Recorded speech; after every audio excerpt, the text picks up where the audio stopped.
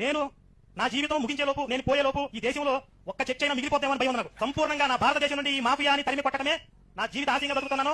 రుకో జరా సబర్ కరో.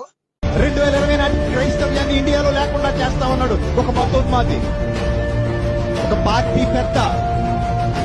ఈ రోజు అలాంటి మతోన్మాదులకు చెబుతున్నాను, నువ్వు కాదు కదా, నీ బాబులు దిగొచ్చిన ఆకాశం నేల నిలిచి ఉన్నంత వరకు క్రైస్తవ్యాన్ని కదిలించడం ఎవడి వల్ల కాదు. హిట్లర్ కంటే గొప్పడు అనువు, హిట్లర్ మాయమైపోయాడు.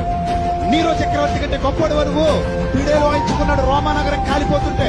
ఇప్పుడు వాడు కూడా మా కాలగర్భంలో కలిసిపోయాడు. మహామహులు చరిత్రలో ఎంతో మంది పుట్టారు, క్రైస్తవ్యాన్ని అనగదొక్కేద్దాం అనుకున్న వాళ్ళు. ఎవడి వల్ల కాల, నీ వల్ల యువతులు పిచ్చి సన్నాసి. అది దేవుని రాజ్యం, అది దేవుని వాగ్దానం, అది దేవుని సంఘం. రాజ్యం అంటే ఏంటో తెలుసా? సంఘం. ఆ ప్రభువు లేని దేశం లేదు, నా ప్రభు చట్టం లేని భాష లేదు. అన్ని భాషల్లో బైబిల్ ఉంది, అన్ని దేశాలలో నా ప్రభు జెండా పాతేశాడు. దాన్ని కదపటం ఎవడి వల్ల కాదు. ఈవెన్ పాకిస్తాన్ లో కూడా నా ప్రభు జెండా ఎగురుతుంది. నేను నా జీవితం ముగించేలోపు, నేను పోయేలోపు ఈ దేశంలో ఒక్క చర్చ అయినా మిగిలిపోతామని భయం నాకు. సంపూర్ణంగా నా భారతదేశం నుండి ఈ మాఫియాని తరిమి కొట్టడమే నా జీవిత ఆశయంగా బతుకుతున్నాను. రుకో జరా సబర్ కరో.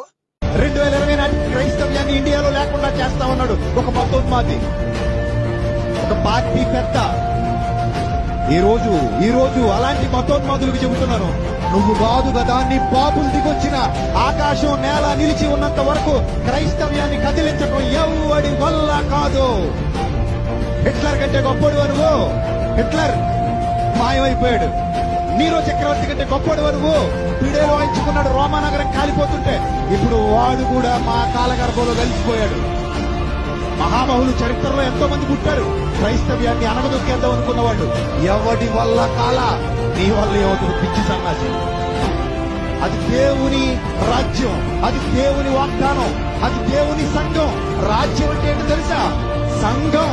ఆ ప్రభువు లేని దేశం లేదు, నా ప్రభు చట్టం లేని భాష లేదు. అన్ని భాషల్లో బైబిల్ ఉంది, అన్ని దేశాలలో నా ప్రభు జెండా పాతేశాడు. దాన్ని కదపటం ఎవడి వల్ల కాదు. ఈవెన్ పాకిస్తాన్ లో కూడా నా ప్రభు జెండా ఎగురుతుంది.